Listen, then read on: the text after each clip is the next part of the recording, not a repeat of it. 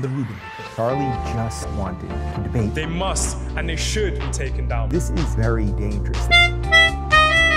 I will soon be awarding Charlie Kirk the Presidential Medal of Freedom. A blessing on Bryson. Bryson, when you're out of high school, you want an internship, you got it.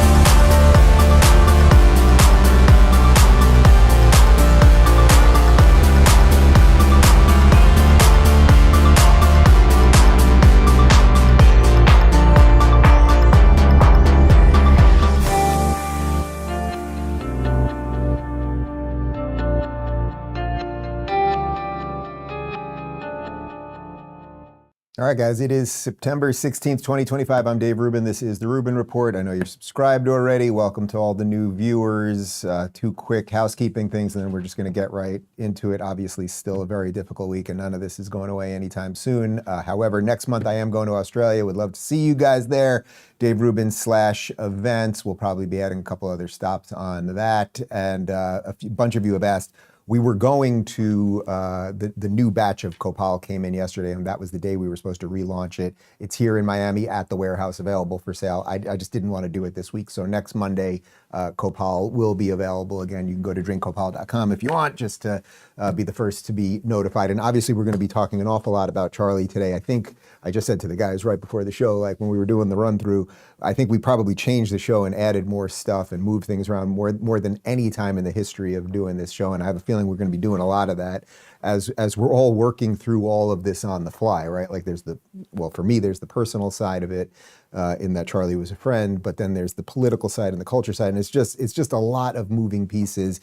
And I have to say, in the spirit of what Charlie was all about, I'm also trying to figure out a way to be a little bit better right now. And that can be tough amidst the political climate. Just one other thing, and then we'll get going. You know, I've seen a lot of comments saying something super interesting, that I'm seeing basically as many of you saying that you found out about Charlie because of me, as many of you are saying that as are saying you found out about me because of Charlie. And I think that actually is what it's all about, because when Charlie and I met back in late December, back in 2017, I almost sang, oh, what a night. We were on opposite ends of things. So when we sat down together, my audience was then introduced to a conservative, and his audience was then introduced to a liberal. And even though our positions came a lot closer over the years, and I fully grant, and Charlie, I credit you upstairs, you brought me along closer to you than you came to me. I think that's what it's all about right now. That's what we're trying to figure out right now. Are we still going to be able to do that exchange? Okay, so let's put that there. We're going to dive into all of it right now, because, you know, with this 24-hour news cycle, we know what this is like. Like already the story of the Ukrainian refugee who got stabbed to death in Charlotte, like that's gone already. However, there's something sticky about this thing with Charlie. It's touched a nerve that is so deep. It has touched something so vital to the American ethos that this thing is not going anywhere. And I think that that's a good sign. I think that's a credit to Charlie. I don't know that anyone else it would have this kind of stickiness. So let's dive right in. We're actually going to start with The View, and I'm not going to be making fun of Whoopi right now, because Whoopi yesterday, I think, actually made a great point about what happens when you decide to assassinate people for their political views. And what assassins should always remember is just because you take somebody out doesn't mean the message is going to stop. Yeah. And it's important to keep that in mind, because when you look at our loss of Martin Luther King, or name anyone who's been assassinated in this country, we continue to fight on. And that's what America offers. It says, listen, you have the right to say and feel however you want. That is a birthright. You're born with that right. So taking somebody out is not the way to do it. You want to fight about something, then go to the ballot box. Go elect different people. Killing people doesn't do anything except make it a horrible world for their children. We'll be right back. All right, so first off, I want to credit Whoopi. I obviously disagree with Whoopi on an awful lot. It's been sort of personally disappointing, and then I had a little interaction with her personally a couple of years ago, and nobody like when we play the clips of The View, it's always like, God, you're all so stupid and you're saying all these terrible things and you're lying about all of these people. And I think basically what's happened here is now she realizes something so cataclysmically horrific has happened that she better get on the right side of it. Because by the way, if somebody is going to take out someone like Charlie Kirk at a public event, well, Whoopi does public events, and there's a lot of people that don't like Whoopi. Let's like put aside who's right or wrong about any of the issues. Fact, there are a lot of people who don't like Charlie, right? Fact, there's a lot of people who don't like Whoopi. So it doesn't matter. We all have to stop doing this. I think perhaps, hopefully also what's happening with Whoopi and some of the other people at that table is they're going, boy, maybe we should have toned some of this down and we shouldn't have called Trump and all his supporters and by extension, Charlie, Nazis and fascists and all of those things. Maybe there will be a moment of contrition there. I don't know, but maybe it will be there. I partly think what's happening with Whoopi here is that, well, you know what, let's jump to the Alyssa clip and then we'll talk more about Whoopi. But here's Alyssa, who again is sort of just the pet Republican on the show, right? She's not really a Republican. She doesn't support Trump. Like they put her there. She says sort of mealy mouth things. And here once again, this is the part that we have to get over. So I'm giving Whoopi credit. But Alyssa does not really deserve credit here because what she's basically saying is we can't blame anybody and that it's a 50-50 thing with political violence and rhetoric. And we just know it's not. So this is just the easiest nothing to say. Take a look. In this rush that people have to point and say, well, it's the left or it's the right and it's only one side, it's not true, guys. I remember, and no one at this table has said that, I remember where I was during the Steve Scalise shooting. I was working on Capitol Hill. Several of my bosses were there. We didn't know if they were okay for hours. And then I remember where I was when Paul Pelosi was attacked and when there were 2 attempts on Donald Trump's life. There has been political violence. Josh Shapiro was attacked and the Minnesota lawmakers against Democrats and against Republicans. And when we swear it is just one side, we're not being part of the solution. I would rather... All right, first off, virtually all of those were lefties attacking people on the right, including the one, well, although Josh Shapiro is not on the right, he's a Democrat who is being attacked by someone on the left because he supports Israel, or basically just because he's a Jew. So the asymmetry, even as you're trying to tell us it's both sides do both things, you actually prove the other point. And it just simply is not. And we need to get over, it's just the lowest resolution thinking to think, oh my God, both things are bad and both sides are equally bad. No, they're not. It doesn't mean one side is perfect, but just the easiest thing to always do is be like, everything's kind of the same on both sides because you can cherry pick things. Like there's just no comparison in the level of rhetoric that comes out of virtually the entire mainstream left, and believe me, we got plenty of evidence on today's show, versus what comes out on the right. When people on the left call us Nazis and fascists, it's basically the worst thing you can call somebody. Now, what would be the equivalent when people on the right say something? Well, they'd say they're socialists.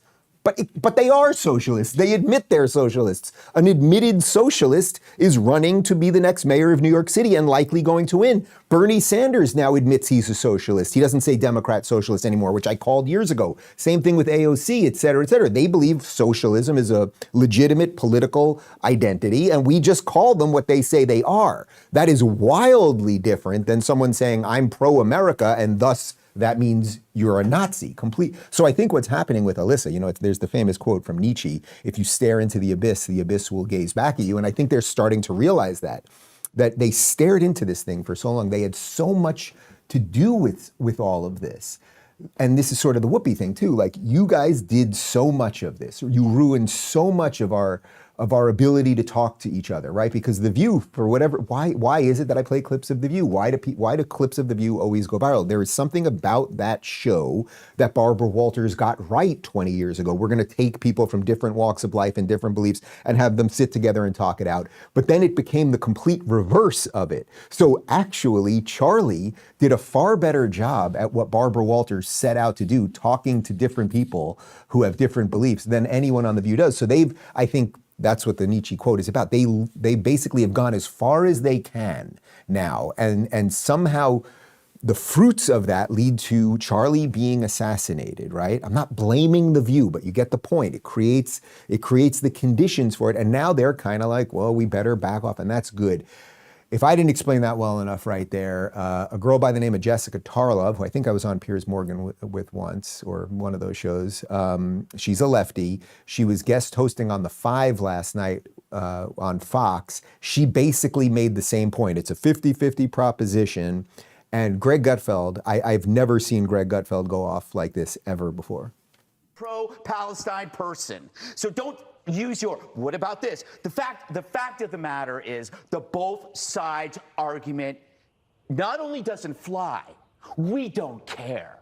We don't care about your both sides argument. That shit is dead. For one thing, there is no cognitive dissonance on our side. On your side, your beliefs do not match reality, so you're coming up with these rationalizations like, what about this or what about that? We're not doing that because we saw it happen. We saw a young, bright man assassinated, and we know who did it. We are not coming up with rationalizations. We are calm. We are honest, and we are resolute. We're not defensive, and I understand the defensiveness. I understand why people are saying, what about this and what about this? Because if you have to face the underlying fact to this, your life is going to fall apart. Yeah. I mean, Greg, you know Greg. Greg is like me in that what he wants to do when he's on air is be funny, basically, right? And communicate this all the crap in a way that it's going to hopefully make you smile, right? You'll think a little bit and smile.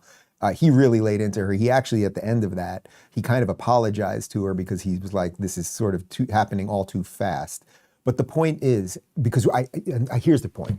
I know that every single one of you watching this right now is dealing with this in your own way. Everyone is like, if you say something and then it's like, but the other side does it too. We have to get over that. It is not equal. And the more we play that game with them, the further they will drag us down into that abyss. But there's also proof. There is proof in the numbers. Listen, this is wild. Listen to this from YouGov. They did some polling on Americans, particularly young Americans, and violence, political violence.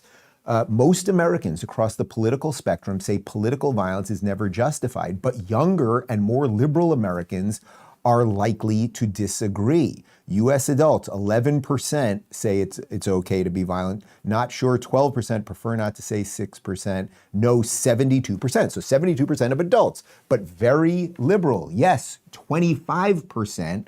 14% not sure, prefer not to say 6%, no 55%. That is wildly different. I don't have to read all the numbers there, but you can see conservatives, basically nobody thinks political violence is okay. So that's a YouGov poll. That is not a poll that is designed to help conservatives. So you might be watching this. Well, I have no doubt if you're watching this and you've been watching for a while, you know where this has all come from, right? For a decade now, if not more, they took over the institutions. They said we were all Nazis. They said climate change was coming. They confused young people about their genitals. They created the perfect soup of madness to radicalize a generation. But now I want to show you two very specific points on this, because this guy, we showed you this video yesterday, but it is worth showing again. This guy, Hassan Piker, who I worked with for a period of time when I was at the Young Turks. He is one of, if not the #1 streamer on Twitch. He is absolutely massive. We checked some numbers. He probably makes at least 200 grand a month on Twitch. Here is a 9-second video of him on Twitch. Kill them. Kill those motherfuckers and murder those motherfuckers in the street. Let the streets soak in their red capitalist bloods, dude. Okay, so first off, that is not protected speech. That's a direct call for violence. Kill them. It couldn't be more clear. It couldn't be more clear. And he is on Twitch, and he's on various other platforms. I'm not calling for him to be arrested per se, but these platforms, putting aside the First Amendment and protected speech, and we'll have more on that in just a second, these platforms have a terms of service, but they allow it to be here. And again, the point is, as per the YouGov poll, that young people who are influenced by people like this guy, they are getting their news, they are watching these video game streams where people opine on these things, and you have people literally saying, kill these people, we want blood in the streets. Here's another one. Here's this guy, Destiny, who's another one of these kind of video game streamers, lefties, and listen to this. About the crime statistics? Not exactly like. You need conservatives to be afraid of getting killed when they go to events so that they look to their leadership to turn down the temperature. So conservatives should be afraid of being killed when they go to events. Think about where that will take us as a country, right? I don't care about that guy. I don't even need to comment about him. I'm talking about the idea right now. Think about what we will do that. So conservatives could say the same thing. Liberals are socialists. Liberals are all crazy. They want to take out America and blah, blah, blah, blah, blah. That actually is closer to the truth. But no one says, oh, they should be afraid to show up at events. What are you saying? I should be afraid to show up if I perform at a comedy club or a theater?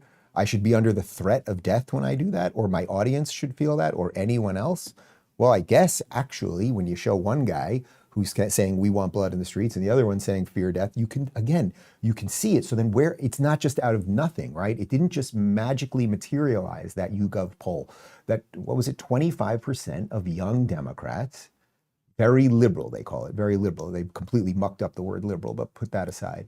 They believe that political violence is justifiable. If the system is so corrupt in their mind, well, if you got to kill a couple people, it's why I've said on the show for months, eventually they will strap on suicide bombs.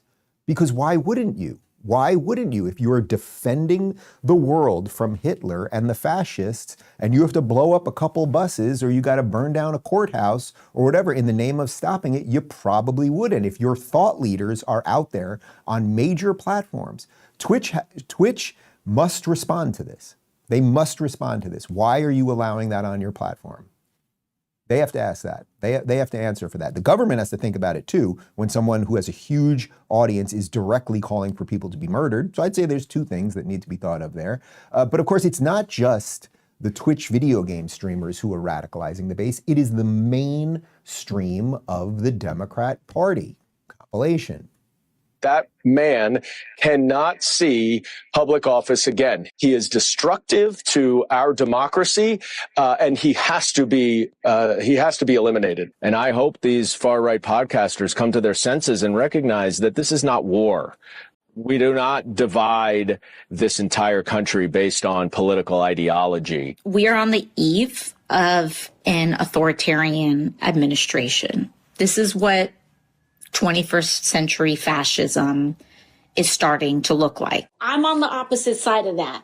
I'm not with the Nazis. People can finger point all they want. Look at the record. Look at the actions of what we are doing. I don't think a single person who has dedicated their entire career to preventing gun safety legislation from getting passed in this House has any right to blame anybody else but themselves for what is happening. Like we're in a war right now to save this country, and so you have to be willing to do whatever is necessary in order to save the country. We look today at the left or the right as the enemy. And it's worth us stepping back and understanding how we reclaim a sense of ourself that maybe is not so rooted in politics, which is inherently oppositional. There has been a permissiveness about political violence, and I do think the President of the United States has to answer for the way in which he has created that culture of permissiveness. Okay, so it's not just the video game streamers that are ginning up all of this evil, and God knows what they're doing on these Discord forums and all of those other things. Those are mainstream Democrat Congress people, right? By any means necessary. Well, murder is any means, right? The suicide bomb, that'll be any means. They're telling you, you must stop this thing. AOC in the same sentence, authoritarian, fascism, Nazis. So then you might take a 16-year-old who's going through the natural processes of growing up, who then is hit with all of this bullshit, and they might do some crazy things. They might. In a sane world, someone like AOC would not be a congressperson, however she is. And we are going to have to confront the fact that there are multiple, it's not just her, and it's not just this guy, Dan Goldman, and the other guy. There are multiple Congress people that actually are for violence, that have signaled to their base be violent. Now, of course, they're pretending they have nothing to do with it, or that it's a 50-50 thing. Now, nobody should go out there and assassinate her. What you want to do is expose the nonsense. You want to expose their bad ideas, but it is not a both sides thing. And this must be the takeaway right now, right? Like there's mourning to be done. There's all sorts of pain going around and all of that stuff. But right now, their move is to make this seem like it's 50-50, and we have to push back on that with absolutely everything we've got. And actually, our Vice President, J.D. Vance, did just that. He guest hosted for Charlie Kirk's radio show yesterday, and he basically illustrated the exact point that I'm trying to drive home right now. I really do believe that we can come together in this country. I believe we must. But unity, real unity, can be found only after climbing the mountain of truth. And there are difficult truths we must confront in our country. One truth is that 24% of self-described, quote, very liberals believe it is acceptable to be happy about the death of a political opponent, while only 3% of self-described very conservatives agree. 3% is too many, of course.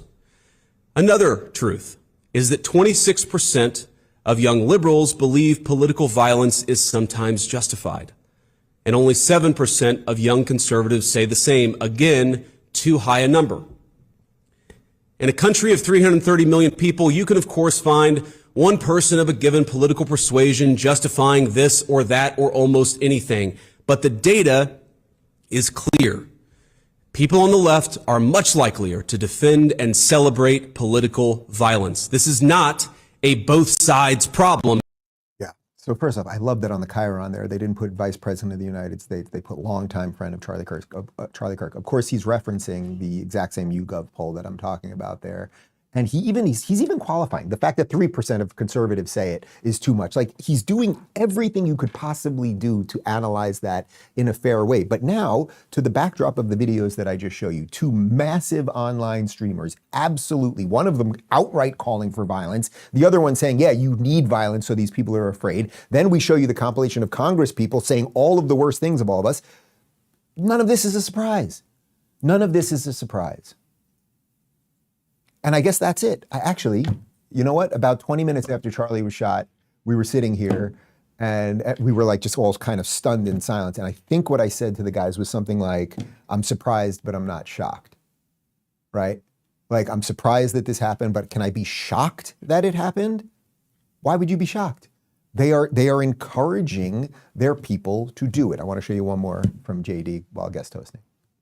There is no unity with people who scream at children over their parents' politics. There is no unity with someone who lies about what Charlie Kirk said in order to excuse his murder. There is no unity with someone who harasses an innocent family the day after the father of that family lost a dear friend. There is no unity with the people who celebrate Charlie Kirk's assassination. And there is no unity with the people who fund these articles, who pay the salaries of these terrorist sympathizers, who argue that Charlie Kirk, a loving husband and father, deserved a shot to the neck because he spoke words with which they disagree. I am desperate for our country to be united in condemnation of the actions and the ideas that killed my friend. I want it so badly that I will tell you a difficult truth. We can only have it with people who acknowledge that political violence is unacceptable, and when we work to dismantle the institutions that promote violence and terrorism in our own country. All right, well said, Mr. Vice President. And if you want to work to dismantle those institutions, well, we know that a lot of that has been done in some sense, right? We're getting rid of the Department of Education. We are removing wokeness from our institutions and all of those things, but it has new ways of recalibrating, and we're about to have a situation where there's going to be a communist mayor of New York City. But if you wanted to say dismantle those institutions, well, we just showed you a video where one of, if not the biggest Twitch streamer is directly calling for violence. So I don't know, there's a big building somewhere in DC, and you can walk down a hallway and ask the Department of Justice to look into what's going on over at Twitch, right? Like, why are we're just allowing it to happen? I know we're all busy, we're all distracted. And we're literally handing our children to a bunch of people who are turning them into communist soldiers. This is a problem. We're going to continue with this theme about how we have to push back on this both sides thing, because it is the most dangerous trap they are setting for all of us in just a second. But first, kickoff. When your credit isn't in great shape, it can feel like the whole system is stacked against you. Even if you're paying bills and managing money wisely, you can still get penalized, like paying way more for auto insurance than someone with excellent credit. That's where Kickoff comes in. Kickoff gives you a credit line designed only for building credit, not for spending. Each on-time payment is reported to all 3 major credit bureaus, helping you build payment history, improve utilization, and diversify your credit mix. It's simple and affordable. Plans start at just $5 a month with no hidden fees, no interest, and no credit check. You can sign up in minutes and even turn on auto pay so you build credit without even thinking about it. With over 1 million users and thousands of 5-star reviews, it's the #1 credit builder on the App Store. And the results are real. Users who started with credit under 600 grew by an average of 84 points in their first year with on-time payments. Start building credit today and get your first month for just $1 when you go to getkickoff.com/Rubin. That's kickoff without the C. It's get, G-E-T, kickoff, KIKOFF.com/Rubin. Must sign up via getkickoff.com/Rubin to activate the offer. Offer applies to new Kickoff customers. First month only, subject to approval. Offer subject to change. Average first year credit impact of 84 points between January 23 and January 24 for Kickoff credit account users who started with credit below 600, made on-time payments, and had no delinquencies or collections. Late payments may negatively impact credit. Individual results may vary. Alvin and the Chipmunks took over for the end of that ad. Okay, so let's continue with this. On Abby Phillips' show on CNN, and you know my feelings about Abby Phillips. I do not think she is bright. I think they hand her a script. She reads it and that's it. She last night tried to twist JD's comments that we just played for you and make it seem like he's only going after the left and that this is a both sides thing. Well, one of the guests, his name is Joe Borelli, he brought up those YouGov poll numbers. This is about punishing them being the left, them being his political opponents. That actually, I think, is surprising to a lot of Americans because that's not typically what you would expect to hear from the White House after. Well, let's talk about some polling that he used to justify those comments before he made them on TV. YouGov came out with a poll 3 days ago talking about how each side feels about violence and support of political deaths. Liberals, 16% believe it's okay to feel joy when your political opponent is killed. Liberals, very liberals, 24%. Conservatives, 4%. Very conservatives, 3%. Justifying violence. Very liberal people have 25% answered yes, it's okay, you're justified that you should do violence against your political opponents. Liberals, 17%, conservatives, 8%, and very conservatives, 3%. That means it is 6 to 1 times more likely in respondents to this poll on the left. Now, I'm not saying there's exclusivity on the left. I'm not saying that. But there is certainly a problem where 6 times the amount of Republicans believe that it's okay to feel joy when your political opponent is killed, murdered, whatever, attacked, and that 6 to 1 believe that they are okay in justifying violence against political opponents. That's a problem. That's a cancer within the movement. Okay, you probably caught it. He misspoke and said conservatives there. He didn't mean conservatives. He meant liberals. But the 6 to 1 numbers, like you can't, I mean, these are real numbers. YouGov is, again, they're not going out of their way to make conservatives look good. But what Abby has to do right now, because it is her job as a mouthpiece at CNN. And again, she just has the chair right now, but they know she's not very good and she won't have the job in about a year. And they'll fill it with somebody else that won't be particularly good either. That's how it works. She might want to think about what she has done as it relates to all of this. We played this clip several times. But as you know, I mean, and this is how fast the news cycle travels. And as I said, the Charlie thing is sticky, so it's pushing other things out of the way. We're only, a week off of where the entire country was focused on the murder of that young woman, Irina Zarutska, on the Charlotte light rail, who was murdered for being white. It is as simple as that, murdered in cold blood. Well, that night, or when the story went wild, this is 2 days before Charlie's assassination, what did Abby Phillip and Van Jones do on their show? They made it about Charlie for no reason. It had nothing to do with Charlie, but this is worth showing you again. Want to be there. Yeah, and it's about forcing them to be there. When you are mentally ill, you have a hard time knowing that you are mentally ill. But also, I mean, people like Charlie Kirk, Van, they've been looking for opportunities to make this some sort of like reciprocal George Floyd situation. And that's the part that I think he's almost giving away the game. And it's sad to see a lot of people going along with it.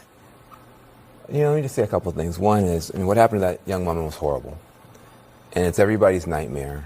If you're in any public space, a subway, whatever, that something bad's going to happen to you or somebody you care about. So it does strike a chord.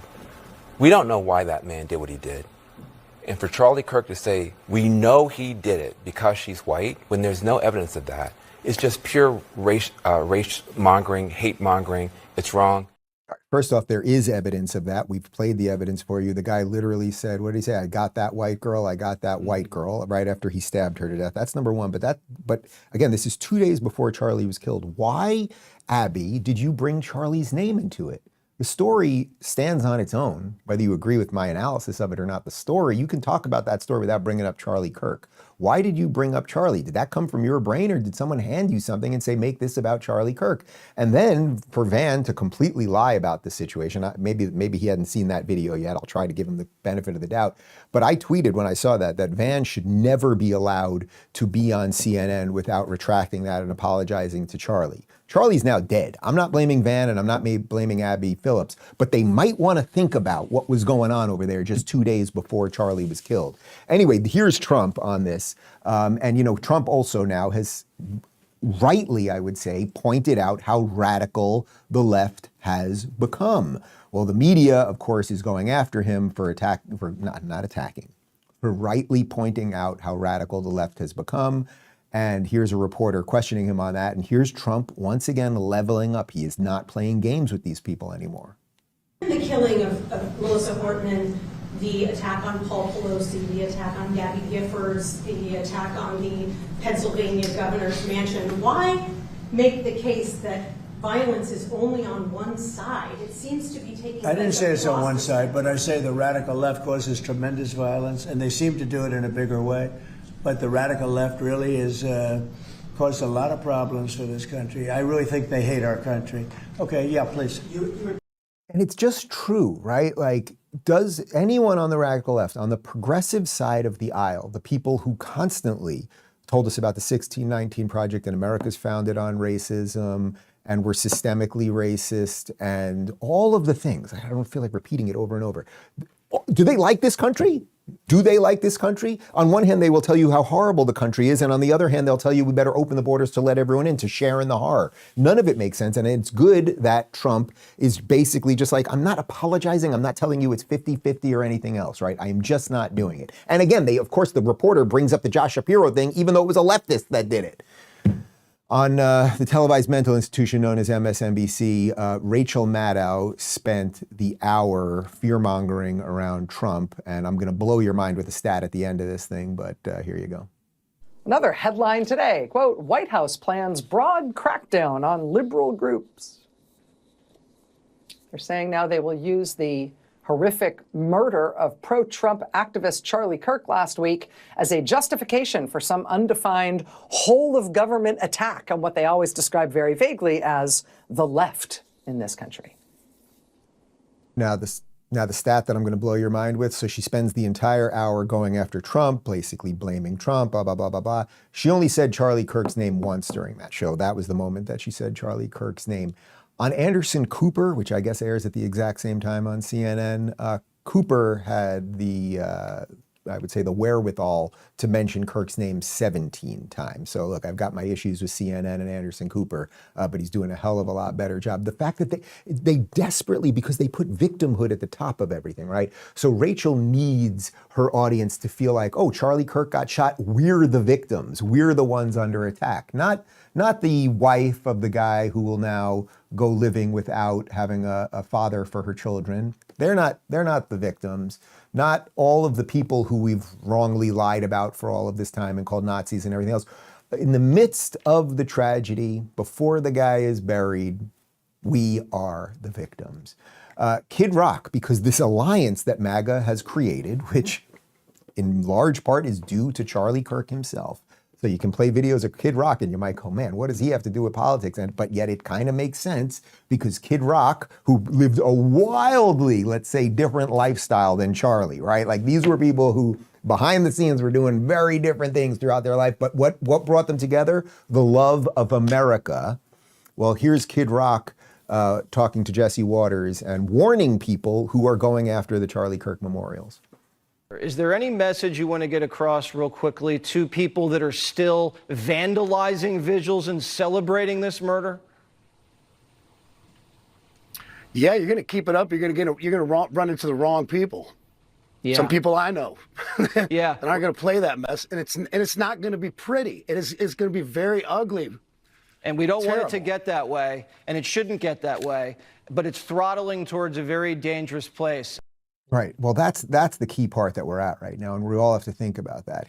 Jesse's right. Like it's getting out of control. Imagine if something else happens. I don't even want to think about it. I don't want to even speak it into being. But imagine if there's another shooting or just something else, or someone does the wrong thing at a Charlie vigil. Actually, one of the vigils yesterday, I think it was in D.C. Some of the pro-Palestine people started chanting with the flag and all that stuff. Like at some point, the people who are in mourning right now, who are in pain the way you're in pain, the way I'm in pain, eventually that could bubble out the wrong way. And we really better think about that. We really, really better think about that. And it's not just us that better think about that. I know there aren't a lot of radical lefties watching the show, but you guys better think about it too. Now I want to show you some of the sort of fallout politically from this, because this video is going really, really viral this morning. And Attorney General Pam Bondi, she really stepped in it. So here she is talking about hate speech as it pertains to the people who are mocking Charlie's death or celebrating Charlie's death, et cetera, saying that the government will target these people. We'll unpack it after, but listen to her in her own words. There's free speech and then there's hate speech. And there is no place, especially now, especially after what happened to Charlie in our society.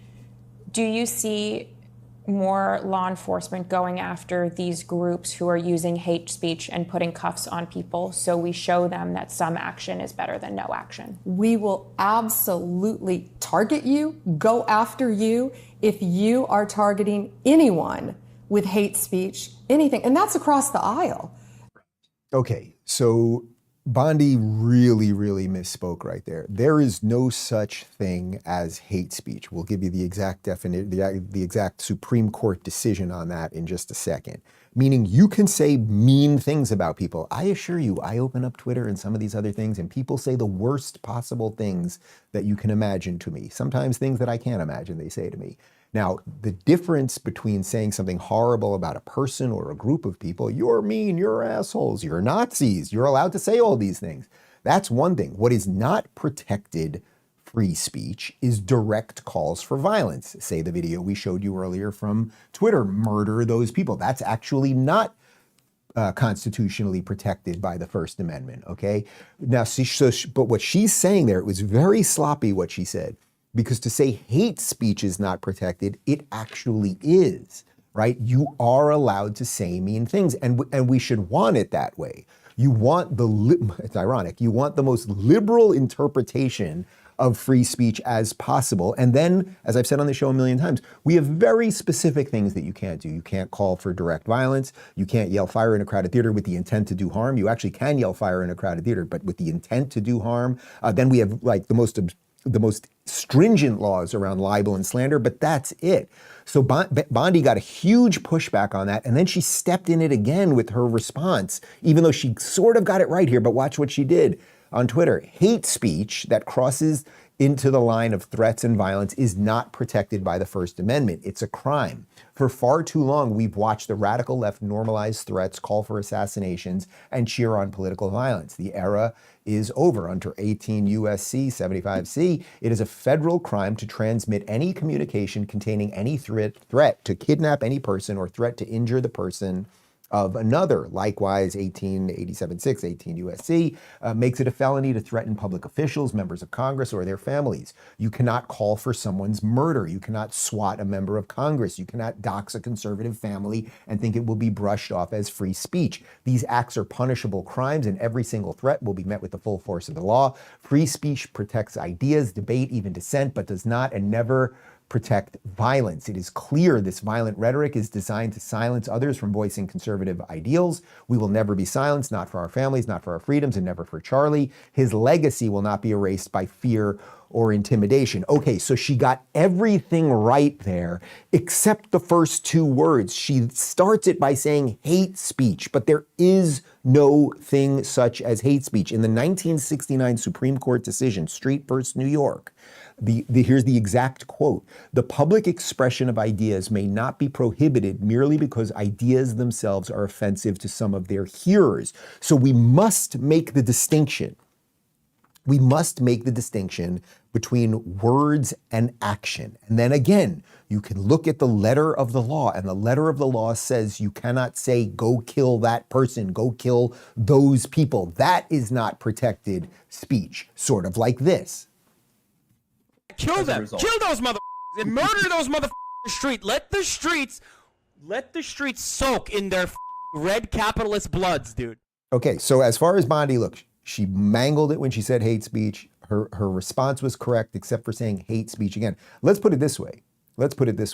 You guys know all the stuff that's happening across the pond in Britain right now as it pertains to hate speech laws. People who are arrested for posting on Twitter that they don't want illegal immigrants coming to their country or saying mean things about immigrants. Look, you can say mean things. That's the point. When it leads to incitement of violence or direct violence, that is the line. So while Bondi mangled it, and even her response was slightly mangled, her explanation of what the First Amendment protects and what our Constitution protects was correct, and hopefully she doesn't step in that again. We'll have a bit more on this radicalization by some people who should be thought of as liberals in a sane world, but now are part of MAGA in just a second, but first chapter.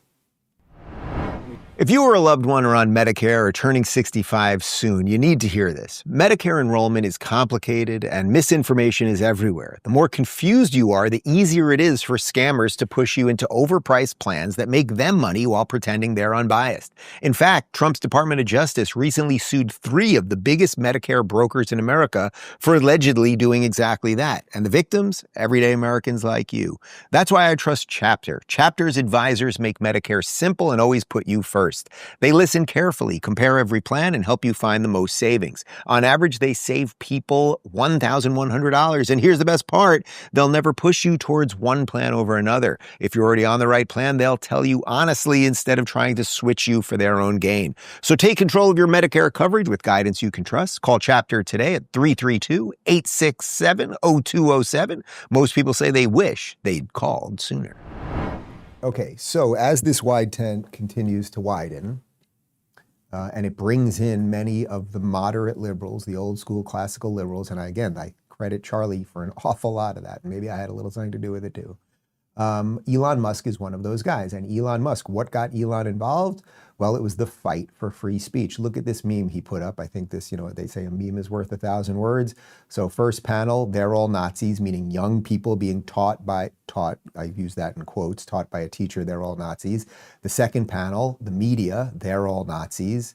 The third panel, a group of young people go to a concert, they're all Nazis. And the fourth panel, and this is the chilling part, is the young person that has then been radicalized by those 3 other panels with the gun, they're all Nazis. This is an obvious extension of what this thing is. And of course, the ultimate irony as it pertains to all of this is if you wanted to accomplish what the Nazis wanted to accomplish, which was basically the extermination of the Jews, there's way more people on the left that want that are marching in the streets literally calling for genocide, river to the sea. That would be wiping out about 8 million Jews. I don't even want to go with all that right now, but you get the point. Like there's an incredible layer of irony and dishonesty and everything else, but the meme itself, and that's why memes spread faster than the spoken word now. It illustrates it perfectly. Young people are being hit and hit and hit and hit, and then eventually someone is going to do something bad. My friend Andy No, who has been in this fight on quite literally on the front lines and paid the price for it physically, who has been exposing what's going on with the radical left for at least a decade, who has been attacked, he has been doxxed, he has had all sorts of threats and all the rest of it. But he is brave and he is stepping into the fight again. Here he is on Jesse Waters talking about the Trantifa movement. So this is the Antifa people combined with the sort of transgender queer people, which is more of a political ideology than has anything to do with anyone's personal preference about their sexuality or gender or anything like that. Anyway, he explains this perfectly. Watch. The trans movement, that movement, some of it has gone underground and has become fiercely militaristic. What needs to be done there? What can you tell us about that? So I saw this 5 years ago in Portland when a disproportionate number of the Antifa riot arrestees were somehow so-called gender diverse, trans or non-binary, something like that. And they don't hide their extremism. If you go to any of their rallies, you look at the activist groups and the type of placards and signs and chants that they say, they threaten to kill people if their agenda is not followed through. And they have this perception, and they say it, that there's a transgenocide going on. So when you have this lie.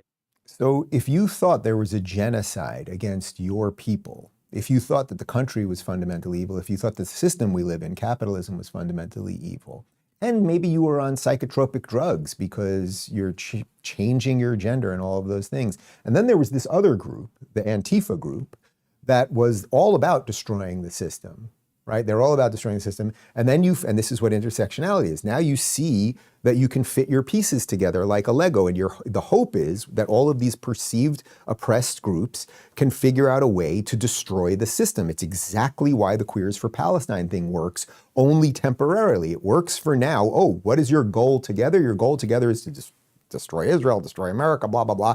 But you actually hate each other. Islamists don't love the Queers for Palestine, okay? Fortunately, there's less tall buildings in Gaza, so there will be less places for them to be thrown off. Andy continues here talking about how this horrific ideology leaks through the system, through our politicians, journalists, NGOs, and more.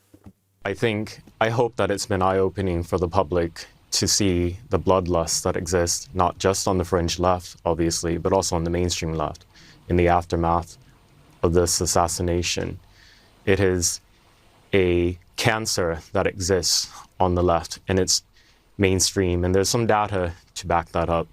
Just overnight, a mural for Charlie Kirk in Pensacola, Florida, was vandalized with Antifa propaganda on it, and some of the messages that left on it were the exact messages from what was engraved on the rifle cartridges that were used in the attack. So this is the mindset we're dealing with. It is, I will call it a death cult. They worship death. They want their targets killed.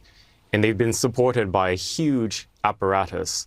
I'm not just talking about the Black Bloc militants who are on the streets acting as thugs, carrying out arson attacks and assaulting people. I'm talking about politicians who spread their propaganda and lies, NGOs, nonprofit groups, elected officials, and many in the Democrat Party, and of course many journalists.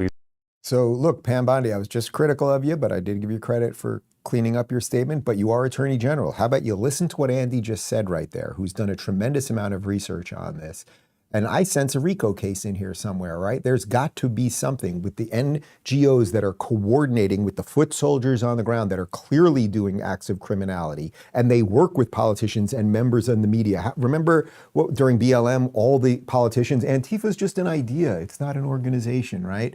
And what does Antifa actually do? I mean, here's one just very simple example. This is at the Portland courthouse where they quite literally tried to burn the building down. And we know this. We know about CHOP in Seattle. Look, and they're always masked, right? Like they love their masks, just like their Hamas buddies.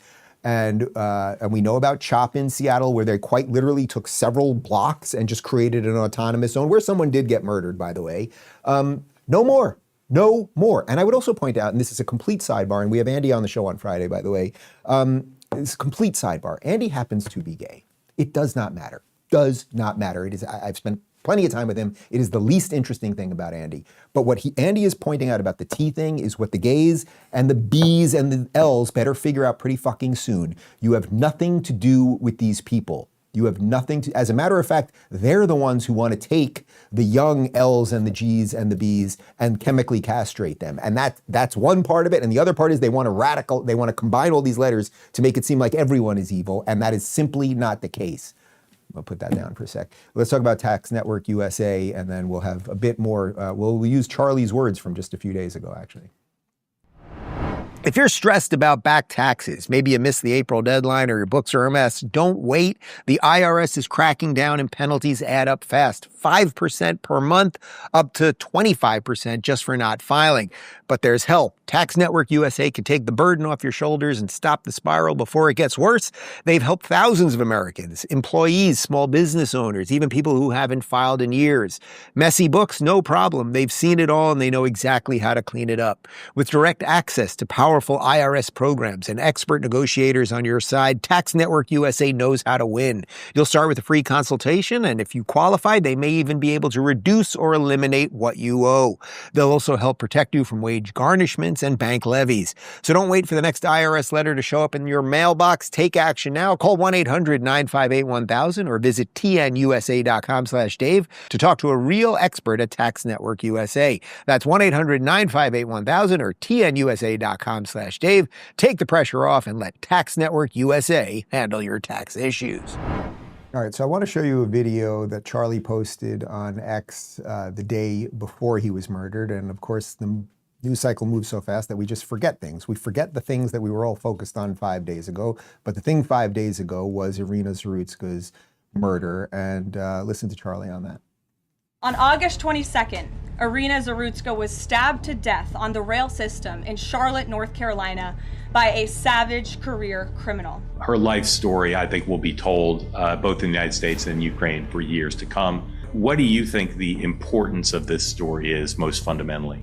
This was one of the coldest, most senseless murders I've ever seen. She had no interaction with this guy whatsoever. She was sitting minding her own business, and he just takes out a knife and just decides to stab her. I do say this with some form of just heaviness. I don't like politicizing situations like this, but it just necessitates it because there are so many dynamics at play here. Based on the information evidence we have, the attacker did say, "I got that white girl."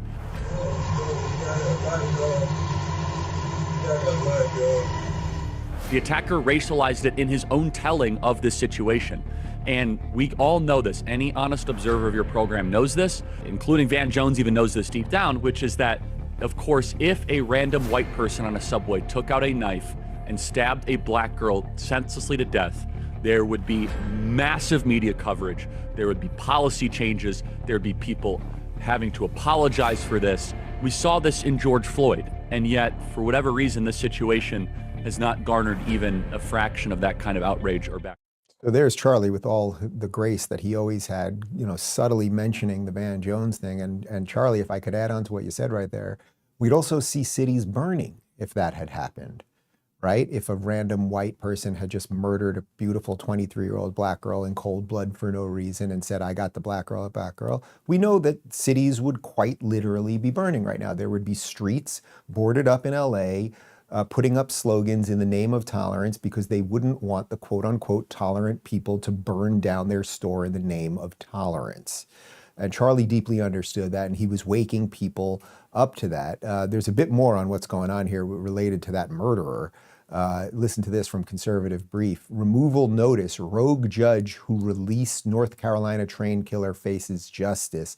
So that is the judge, the woman on the left there. And as you know, we covered this last week. I can't believe the story's already gone, basically. That judge never even passed the bar. They were a magistrate judge, which is just an appointed position. It's hard to imagine that the person who's deciding on the cases, in essence, doesn't have to be nearly as qualified as the lawyers who are arguing the case. So now I want to connect this to more broadly. We're going to put down some of the Charlie stuff for a moment. We're not fully there. But I want to connect this to more broadly what's happening in the country, because part of the reason that so many people on the left are celebrating Charlie's murder is because he was perhaps the most effective at exposing their grift and their lies and their nonsense. And he would often do it to their faces. And much of that had to do with crime in our streets, in our big cities, and it had to do with illegal immigration, something that they told us wasn't happening. And then eventually when they saw it, they realized, they said it's not their fault. And now they kind of agree that it is happening, but they still don't like Donald Trump. So listen to this story. I mean, this is another one that's not going to get the coverage it deserves because of everything that's happening right now. But an illegal in Dallas beheaded his boss the other day. 7-year-old Jordanis Cobos Martinez should not have been in the United States when police say he beheaded his boss at a Dallas motel Wednesday morning. The already once convicted Cuban national had been on an immigration detainer when he was released from a California jail on January 13th of this year after serving time for carjacking a woman in South Lake Tahoe while he was naked. But under the Biden administration, who was still in power at the time, he was released due to Cuba not wanting him back. Do you realize how insane this all is? A man who was once convicted, who, while naked, carjacked the woman, like that seems a little excessive. That happens in Cali. And now you realize why, even though we have states' rights and independent states, which is wonderful, we have a bigger problem because because we had a derelict auto pen that was running the country for 4 years, and we had certain states that were becoming sanctuary states, and then you can't just, we don't have walls between our states, so then people can get in through Cali, get the benefits of Cali, and then move over to Dallas where they can behead somebody, their boss, okay? And what Charlie, again, we're sort of dancing away from the Charlie thing for a moment, but it all's connected to the things that he was fighting for. What was he fighting for? That he was told that they called him a Nazi and racist for? Well, he wanted a border. He wanted America to have a border, the way every other nation state has a border. But remember this, back in 2023, Alejandro Mayorkas, DHS secretary, telling us about the border despite all of the evidence that we had. It's my testimony that the border is secure, and we are working every day, day and night, to increase its security. No, the border wasn't secure, and it sounds like 21 million people got into this country while you were in charge, and Trump, to the best of his abilities, is trying to clean that up, but 21 million people is an awful lot of people. Let's also connect this to something that was happening right before Charlie that we were focused on that now will take a backseat, which is Chicago, because as you know, let's get the numbers. How many people were killed in Chicago this past weekend? As you know, Chicago, it is the leader in gun deaths, and it's virtually always black on black. But if you point that out, you're called a racist, which is why Abby Phillips and Van Jones were trying to connect that other story to him. I'm being told 19 people were shot in Chicago this weekend, 2 dead, so only 2 died, but 19, probably all black people were shot. You're not going to know any of their names, and you know why. Here's a restaurant owner in Chicago begging for help because his restaurant keeps being attacked by young people. So heartbreaking watching on the surveillance camera, them running for their lives. That surveillance video shows 2 back-to-back incidents inside the new Fatburger in Chatham. In the first, one employee fights off an attacker who came behind the counter. That was in December. Then in January, more people jumping over the counter and causing problems. But thank God to a customer who was a concealed carrier, he pulled out his gun and he scared them off. The owner, Jackie Jackson, said she initially kept the videos to herself because she didn't want the negative attention, but she chose to release them this week with a message for parents. It's just very challenging, and I believe the problem starts at home. The home needs to be the foundation. The parents need to be the leader. The parents need to be the educator, and the parents need to be the kid's hero. If that foundation is not built, it's going to spill over into the school system. It's going to spill over into the businesses, and then eventually it's going to the streets. Okay, Jackie Johnson, I think that's what they said her name was. Why won't Democrats say her name? She appears to be black to me, I suppose. I don't really care, other than the way these things are now framed through race. But she was a small business owner, owned a burger joint, and her burger joint got mauled twice. And they point out she didn't even release the video at first because she didn't want to deal with the fallout of everything. But how is it the tolerant, decent position to take guns away from law-abiding people and have utter mayhem all over your city where people are shot relentlessly and then businesses actually leave? They cannot do business there. And then good people, we get an incredible sorting of the country. Good people are like, you know what, I might get shot and or raped, or my store might get burned down, or my employee might have his head mashed into the fryer, so we're going to move to Florida. And the red states will get stronger and the blue states will get weaker. A little bit more on Chicago.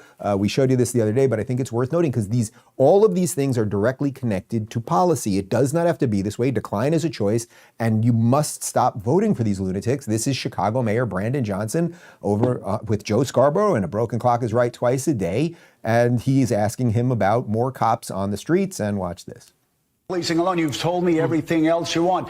I'm curious, and this does come down to an ideological difference between people. Do you believe that the streets of Chicago would be safer if there were more uniformed police officers on the streets of Chicago? I believe the city of Chicago and cities across America would be safer if we actually had, affordable housing. Look, okay, I'm not saying that that's not the question I asked. My question is, and I just need a yes or a no, do you believe the streets of Chicago would be safer? I don't believe that we should narrow it down to just police officers, Joe, is what I'm saying. That is an antiquated approach. No, it's not antiquated at the end of the day. Actually, it's the least antiquated approach. You want to try some new approaches? You could talk about AI and a whole bunch of stuff, but you know what's not antiquated? Just the age-old trusted police officers on the street encourage people to do less crazy criminal shit. How about that? But Brandon Johnson, you don't care about dead black people, and you don't care about the good, decent people, including that woman right there, who are going to flee your city. You just don't care. So what does this all lead to? Well, we have states and cities and they're all Democrat run, who refuse to uphold the law, which punishes good people and emboldens bad people. Thus, you have now a situation where Trump, who shouldn't have to do anything about any of this, right? In a functioning system, Trump isn't looking at the paper every day like, boy, I better get some troops down in Florida. I better get some troops down in Texas, right? He's not doing that. He has to do it in these blue cities and states. So here he is signing a presidential memorandum to establish a Memphis task force to reduce crime. Today, at the request of Governor Bill Lee of Tennessee, who's standing with us, as you know, I'm signing a presidential memorandum to establish the Memphis Safe Task Force, and it's very important because of the crime that's going on, not only in Memphis, in many cities, and we're going to take care of all of them, step by step, just like we did in D.C. We have virtually no crime in D.C. right now. And we're going to keep it that way. It's our nation's capital. We're going to keep it that way, or we're going to federalize it if we had to, but we don't have to anymore because it's in such great shape. You know, you may be hearing that going, wait a minute, this makes no sense. Memphis is in Tennessee. Tennessee is red. What's going on there? But of course, Memphis happens to be the blue, in essence, the blue capital of Tennessee. And as Trump said, it's called the Memphis bill, but this is going to relate to plenty of other cities. And look, I don't think any sane person loves the idea of having troops and police officers all over the streets. You don't love it. The other morning, on Friday morning at 6:30 a.m., I was walking in New York City because I was walking over to Fox and Friends about 10 blocks in the morning down 6th Avenue. And there were cops everywhere. There were barricades everywhere. I'm talking literally, 6 to 10 cops on every single corner, barricades everywhere. My entire walk to Fox, I didn't even think I was going to be able to get across the street because of it. It turns out that the reason it was there was that Trump actually went on Fox and Friends right after me. So there was a reason that all those cops were there. But you don't when you're walking around, yeah, it's nice to see cops every now and again, I think. Like, you want proper policing, but we don't want our streets militarized. But in some sense, they've given no choice. So would you rather it that, well, we're just going to stab a couple people on the light rail, occasionally some illegals are going to behead their bosses, blah, blah, blah, blah, blah. So Trump is being left, and this is what they'll call authoritarian. I mean, that's the irony. You idiots have destroyed so much of the fabric of a functioning society that you basically have created a situation where Trump is now going to try to do something about it because of what you caused, and you're going to call him authoritarian for it.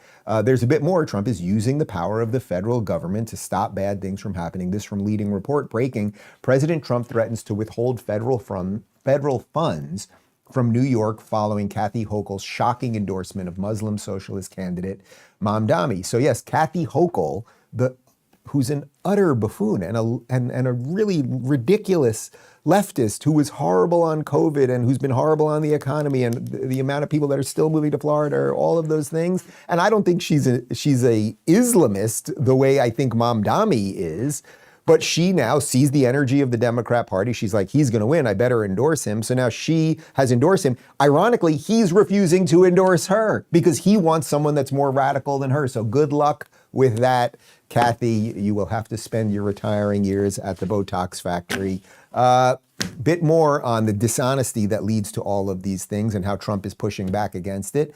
This is from Truth Social. Today, I have the great honor of bringing a $15 billion defamation and libel lawsuit against the New York Times, one of the worst and most degenerate newspapers in the history of our country, becoming a virtual mouthpiece for the radical left Democrat Party. I view it as the single largest illegal campaign contribution ever. Their endorsement of Kamala Harris was actually put dead center on the front page of the New York Times, something heretofore unheard of.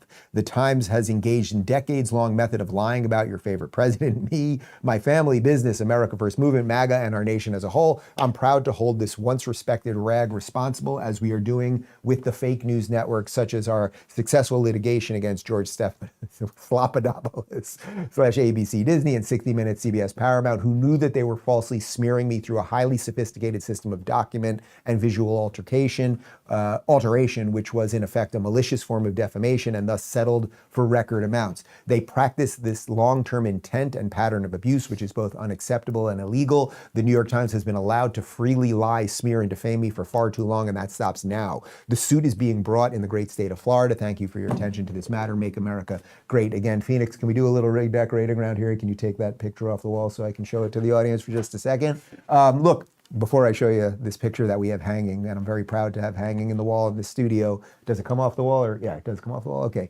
I don't like the idea of people being sued over speech, right? Like, again, we want to be as liberal, in the good sense of liberal, as possible when it comes to speech.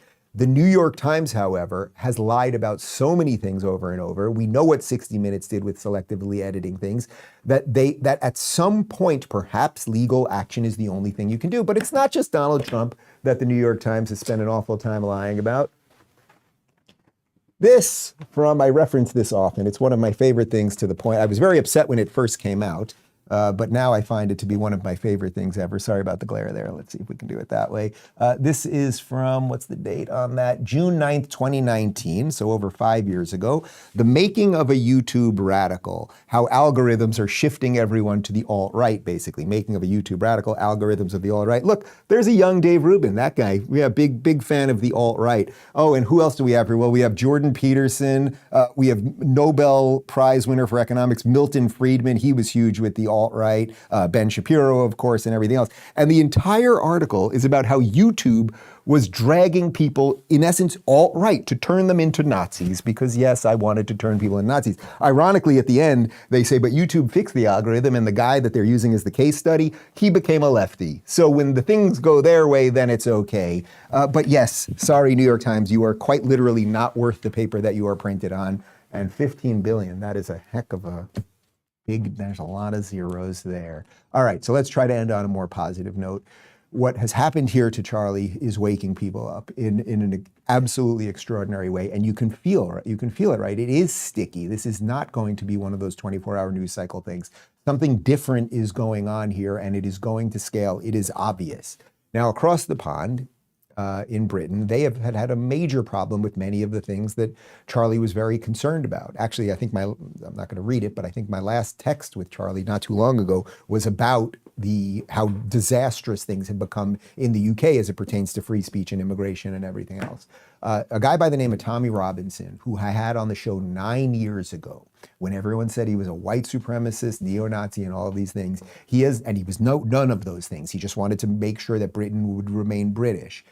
He led a Unite the Kingdom free speech rally where they estimate about 3 million, the true Brits, they showed up to defend their country not only from the illegal invasion of people who want to destroy their society, but also to defend their country from their ridiculous leaders like Keir Starmer, who have facilitated it. Here's some of the footage. It's extraordinary.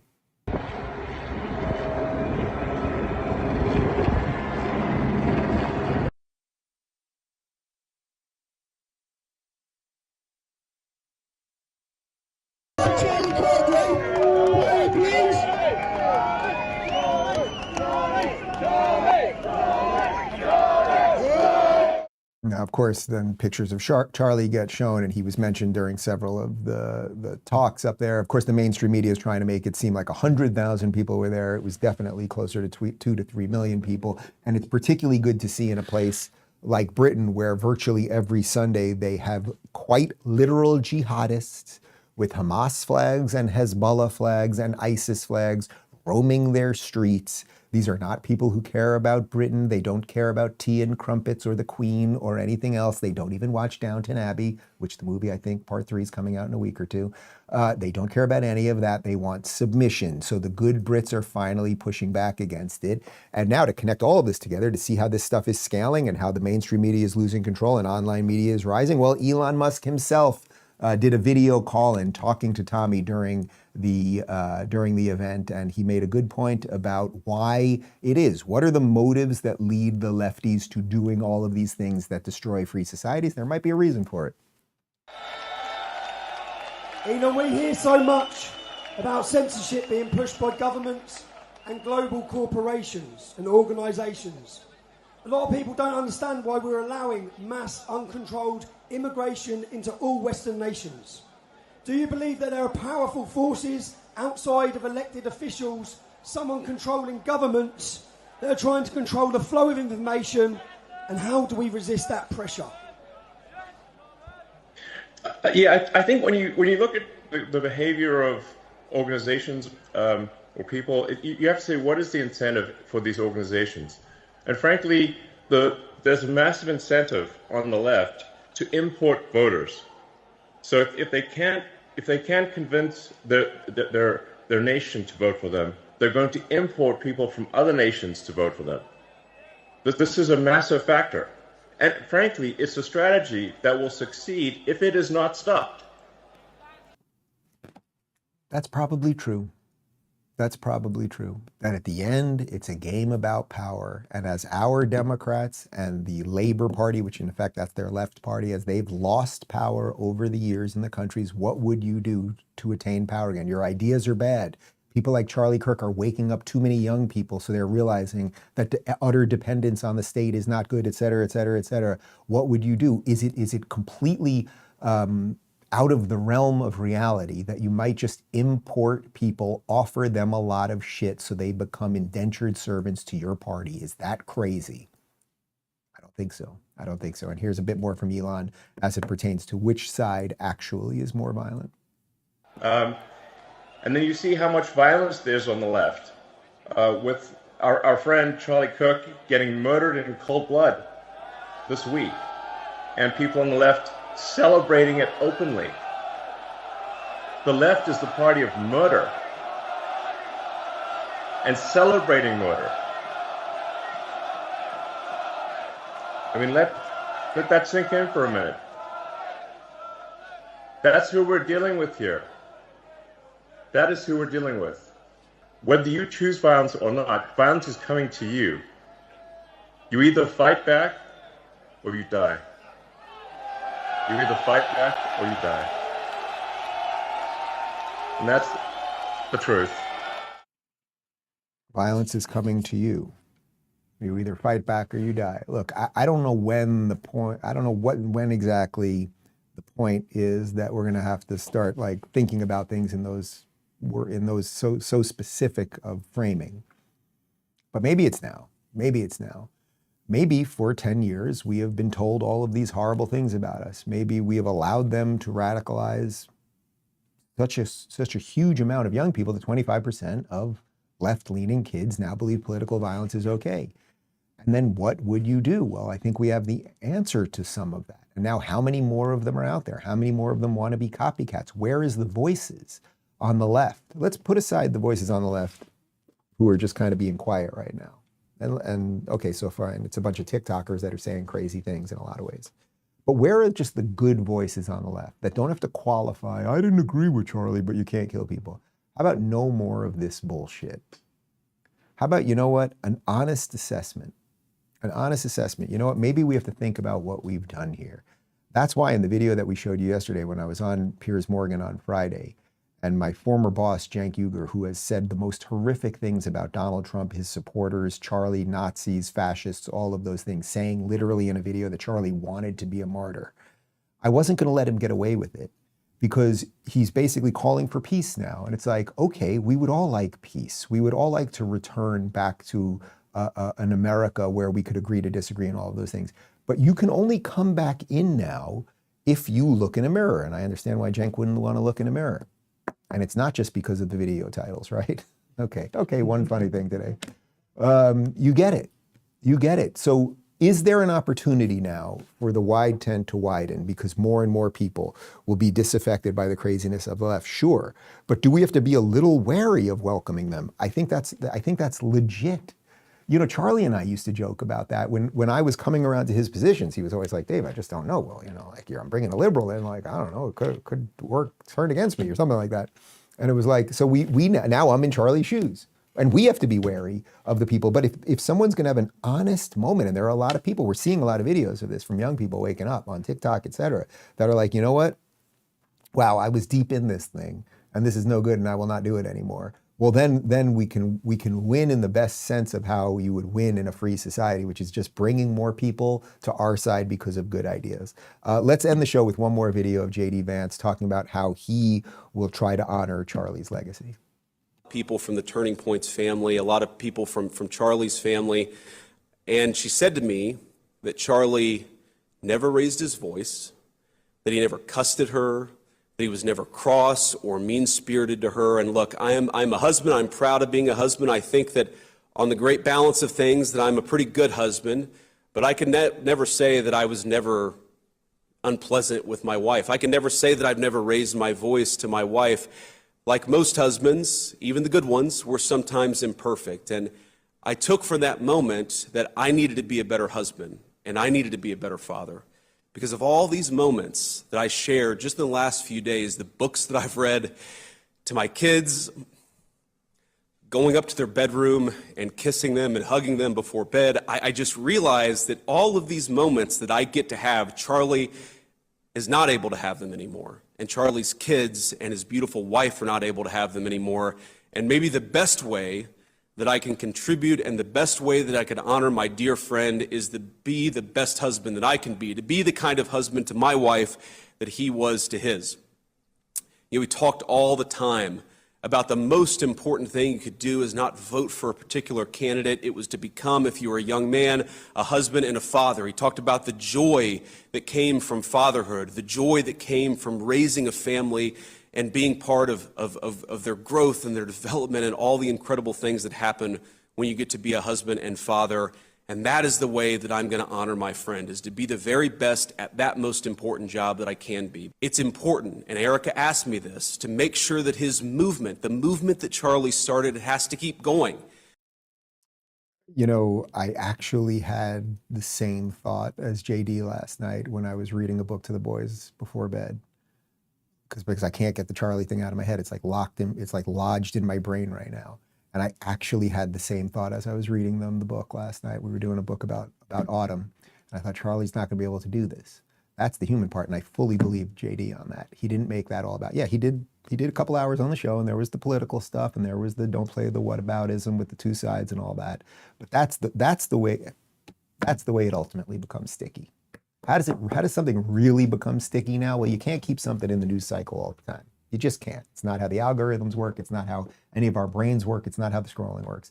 How does something become sticky? Well, the spirit that JD just described right there.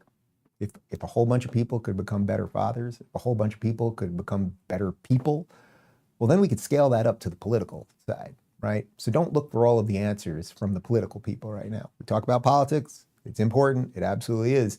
But the main takeaway might be that if we take a little bit of what Charlie did as a man and we incorporate that into our lives, that we can fix this thing to whatever extent it can still get better. That is our show for today. I thank you guys for watching. We got a post-game show in 30 seconds, RubinReport.locals.com. And a reminder, if you want to join us in Australia, daverubin.com/events. Thanks for watching, everybody. See you tomorrow. Get comfortable. Bring the best libs that Utah has to offer.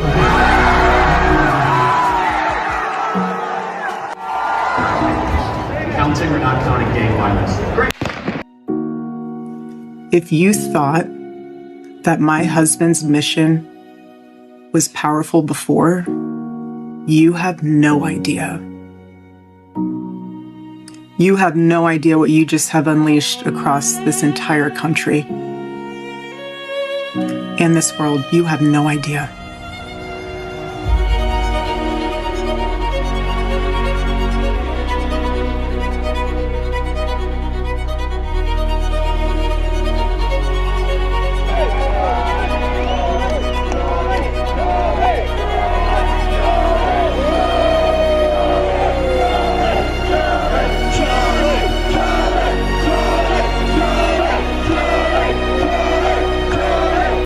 I want to be remembered for courage for my faith. That would be the most important thing. The most important thing is my faith.